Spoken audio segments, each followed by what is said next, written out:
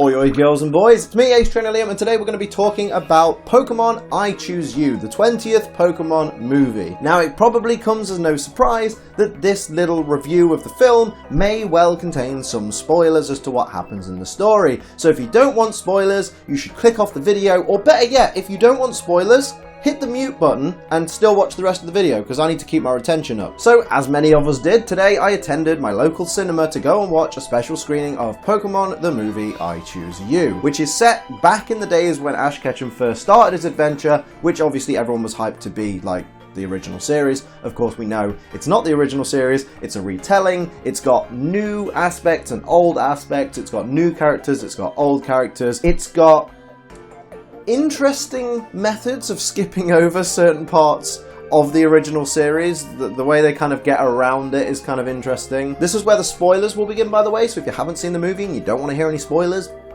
off you go. But yeah, like, one of the little silly things they did is the first gym battle you see is Ash versus Erica of the Celadon City gym, and when she asks, "How many badges have you got so far?" he goes, "Oh yeah, this is my third, I've got 2 already," which is how they really quietly write Brock and Misty out of the script, which I found it quite tongue-in-cheek, but at the same time it was very much, okay, I get it, you want to do something different. The movie itself isn't that bad. Like, the thing to remember is, and I know some people are going to get mad for me saying this, but all the Pokemon movies are inherently not great in terms of movies. Like, they're not going to win any Oscars. They're not fantastic pieces of cinema. They're great for Pokemon fans. Like, Pokemon the first movie is still one of my favourite movies, but I know everything that's bad with it. I appreciate that, and I appreciate it for the nostalgia, but it's not a great movie. Like, you look at movies that have come out this year, you've got movies like Get Out, you've got movies like Baby Driver, which are all fantastic films. And then you've got Pokémon I Choose You, which is, as I said on Twitter, it's certainly a movie. And I think the nicest thing we can say about this particular movie is the Pokémon Company certainly makes the best Pokemon movies. Now, for those of you who don't quite get that, that's because the Pokemon Company are the only people who make Pokemon movies. So it was fine, it was okay, like, it was just an average it's your typical film for kids. They do try and cover previous storylines from Pokemon that are probably key stories to try and, like, build some emotion into the film, like Ash catches a Caterpie, eventually becomes a Butterfree, Ash finds a Charmander that's been abandoned, but instead of the original trainer with the proper British voice from the anime, it's the main rival of the movie, a guy called Cross, who has a weird fringe. Like, he can't just be called Cross and be an angry man to be called Cross, he has to have a fringe that has a frickin' X in it, which is really, really strange. And then basically it's the formulaic Pokemon film of Ash decides he's going on an adventure because something significant happens. In this, he finds the Rainbow Wing. He comes across other Pokemon on the way, such as Marshadow, whose intentions are then revealed later on, and then he ultimately finds the Pokemon he's looking for. Some kind of catastrophic event happens. In this case, like with most of the Pokemon movies, it's an Ash Ketchum death, and then it all gets resolved by the end of the movie. Like, that's... If anyone's like, "Oh my god, I didn't realise that you were telling spoilers now, and you just spoiled the movie for me," dude, have you seen a Pokemon film? Like, they're all the same. They have a formula to them. If you haven't seen Ash Ketchum die in a movie, what movies are you watching? They're all the Pokemon movies are so formulaic, it's unreal. But it was an enjoyable film. There were funny lines, like Team Rocket, for the amount they were in it, were funny. I just didn't like that there was no interaction between them and Ash. Like, they're in the areas where Ash is for most of the film, but each time something happens that means that they don't actually interact with Ash, which was a bit stupid. I do feel like, I know they needed to tell a certain story when it comes to, like, the Charmander story and the Butterfree story. Definitely with the Butterfree story, I feel like it didn't need to be in there. It was such a lame subplot. Like, it fills a lot of people with nostalgia because we watched Bye Bye Butterfree. We cried at Bye Bye Butterfree because it's one of the saddest Pokemon episodes ever. And I feel like they didn't do it justice in this movie, because it was just like, hey, I got a Caterpie. Hey, it's evolved into Metapod. Hey, it's evolved into Butterfree. Hey, Butterfree needs to go off and mate, and now he's no longer in the film. Like, there wasn't any reason to have that particular storyline for that Pokemon in it. You could have had Ash catching a different Pokemon and maybe using it for something else. It didn't really add anything to the film. If anything, it only added runtime to the movie. So if you were thinking, we've got this story about Ho-Oh and Ash and Rainbow heroes, and a Charmander we can use up until the end and link it into one of the other characters. But we've still not got like a 90-minute movie. Is there anything we can do? Oh, just, you know what, if we're going back to day one, let's just put Bye Bye Butterfree in there, because people love that, right? People are always talking about that. Yes, but it doesn't mean it needs to be in the movie if you're just going to water it down to a subplot. Other than that, like, one of the main things that bothered me was the sheer amount of incorrect type matchups that people were doing. Like, I understand with Ash Ketchum, he's a stupid trainer and makes dumb decisions, which is why when Ash has a Charmeleon and uses Flamethrower on an Incineroar, I'm not surprised. I'm not surprised at all, because Ash always uses not very effective moves against Pokemon. Like, it's just his thing, isn't it? But in the opening scene of the movie, the opening scene, which I thought was another commercial, because from the minute they said, now our feature presentation, there was like an advert for the Pokemon magazine. There was an advert for Ultra Sun and Moon. And then I thought another advert was happening, but it was actually the movie starting. They just hadn't announced that the movie was beginning.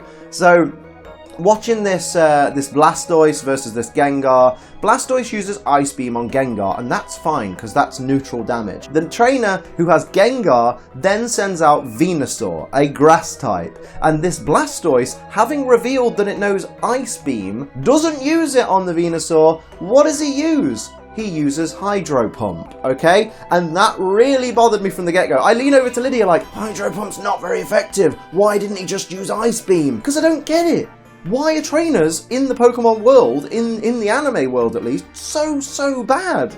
They just make stupid type matchup things that don't make sense. And then of course there's the scene where there's a scene with an Onix basically, and it gets woken up by Piplup using Hydro Pump on it. Now Onix's defenses are garbage, we know this. So one Hydro Pump from a Piplup could be a guaranteed one-hit KO to an Onix. No. It no-sold it completely. Onix got up, it was perfectly ready to go on a rampage. And I'm just like, dude, do the people who write the Pokemon anime actually know anything about Pokemon? Or do they just literally go, we need to wake up this rock Pokemon? Could use, like, I don't know, Drill Peck or something, because that's not very effective. No, we'll use Hydro Pump to wake it up. It just doesn't make sense to me. And then on the subject of Drill Peck, Pikachu versus Piplup.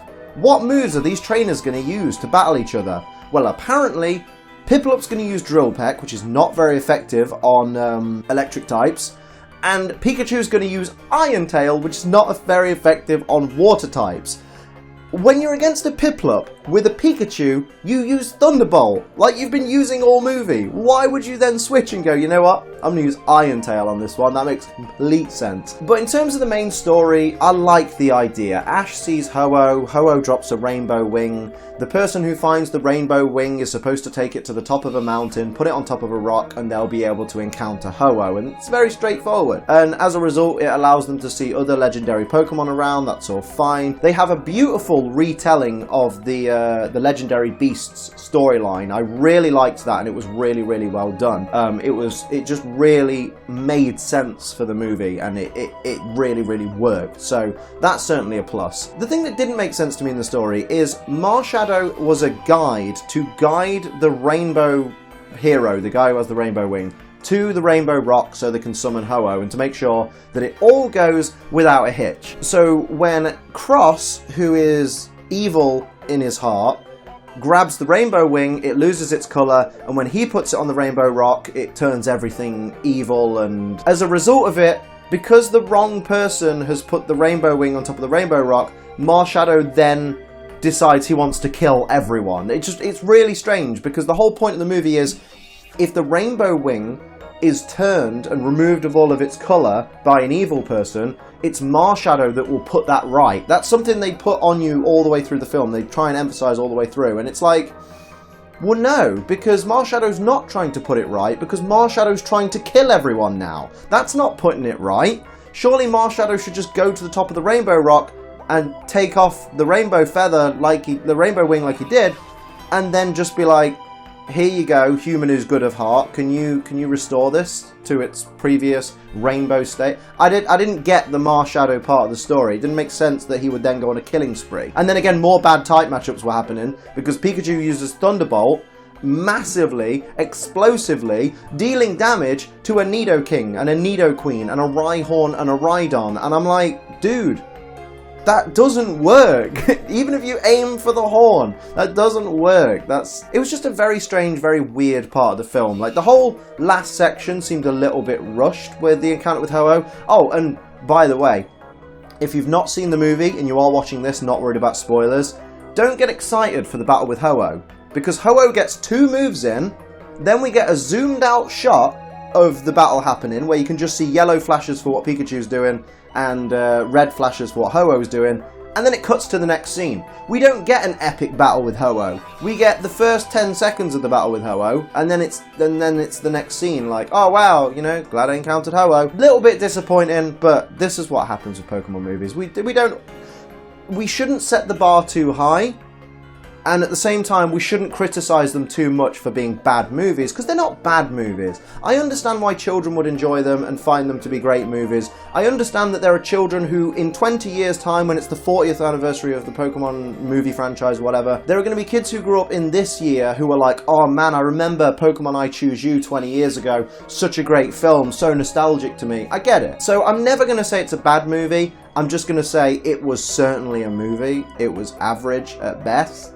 And if you like Pokemon, and if you like the flashy colours and things like that, by all means go and watch it. But also, much like every other Pokemon movie that has ever existed, if you've seen one Pokemon movie, in my opinion, you've seen them all. The point I'm making is, if you don't see one of the Pokemon movies, you're not missing anything, you're not losing anything. Unless you're someone that has to know every little piece of lore about Pokemon ever, as regards to the anime canon side of lore, then by all means go watch it. But if you don't get a chance to see it, don't feel too upset, because it's just the Pokemon movie. As always, it's just a movie that happens to have Pokemon in it. Oh, and all these people, by the way, who were like, oh, make sure you stay to the end, make sure you watch all of it, because Brock and Misty do appear in it. This is how Brock and Misty appear in this movie, right? So, the credits are rolling, little box shows up.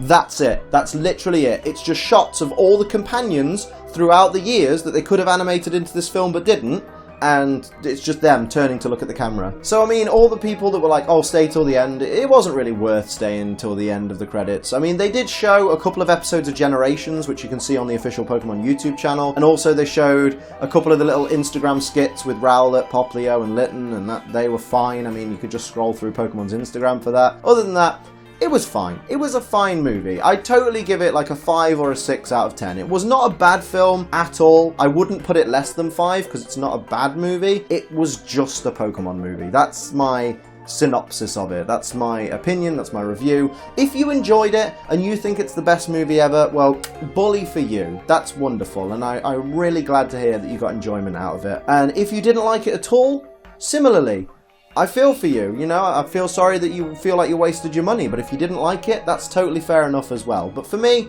it was fine. It was certainly a film. It was just right. It was what I expected. I didn't go in thinking this thing's going to win Oscars, this thing's going to be the movie that revolutionizes cinema. I went in thinking this is going to be like every other Pokemon movie I've ever watched. It's going to be just a long episode of the anime, and that's what it was. If you expected anything more than that, shame on you. If you expected anything less than that, shame on you. It's show pro at its finest, and that's all that matters. If you've not already seen it, and you like the Pokemon anime and you like the Pokemon movies, by all means go and watch it. You're not going to be disappointed if you go in with your expectation that it's going to be just as good as the others, just as good as the anime. You'll be more than happy with the result. If you're going in thinking it's going to be the best thing ever, you're going to be a little bit disappointed. And if you go in thinking it's going to be the worst thing ever, you'll come out like, oh, actually it wasn't that bad. So that's the best review I can give of it. I hope you guys have enjoyed hearing my thoughts on it. I'm hoping that I wasn't too critical, because as I say, I did like it. I did enjoy bits of it. Oh my god, and by the way, everyone that's seen the movie and everybody that hasn't seen the movie, I'm not going to spoil this scene, but all I'm going to say is the Lux Ray scene. Oh my god, I am affected by that. That scene did something to me. That scene was certainly... I don't want to watch that scene again in a hurry. That Lux Ray scene was absolutely horrifying. That's all I'm going to say on that scene. Thank you very much for watching. Hit like if you enjoyed, and of course hit subscribe so you never miss a video. Consider signing up to my Patreon if you enjoy my videos and you want to see them before anybody else, like new episodes of Form Fight. It's only $1 a month, which is cheaper than tickets to Pokemon I Choose You. But until next time, I'm Ace Trainer Liam. Keep on training.